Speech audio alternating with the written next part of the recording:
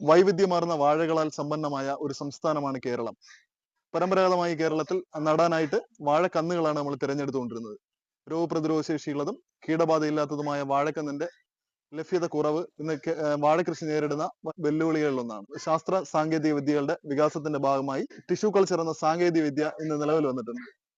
നല്ല ആരോഗ്യമുള്ളതും രോഗപ്രതിരോധ ശേഷിയുള്ളതുമായ വാഴയുടെ മാതൃമൂലങ്ങളെ വാഴയുടെ കോശങ്ങളും ശേഖരിച്ചുകൊണ്ട് പ്രത്യേക മീഡിയത്തിൽ തയ്യാറാക്കി ഒരേ സമയം തന്നെ ധാരാളം തൈകൾ ഉൽപ്പാദിപ്പിക്കുന്ന സാങ്കേതിക വിദ്യയാണ് ടിഷ്യൂ കൾച്ചർ സാങ്കേതിക വിദ്യ എന്നത്.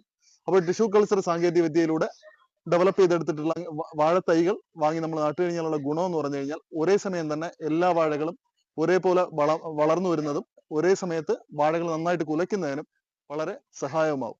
പിന്നെ മറ്റൊരു കാര്യം എന്ന് പറഞ്ഞാൽ മാതൃസസ്യത്തിന്റെ അതേ ഗുണമുള്ള വാഴത്തൈകൾ നമുക്ക് ഉൽപ്പാദിപ്പിക്കാൻ കഴിയും എന്നതാണ് ഈ സാങ്കേതിക വിദ്യയുടെ ഏറ്റവും വലിയ ഒരു സവിശേഷത എന്നത്. വൈവിധ്യമാർന്ന വാഴകളാൽ സമ്പന്നമായ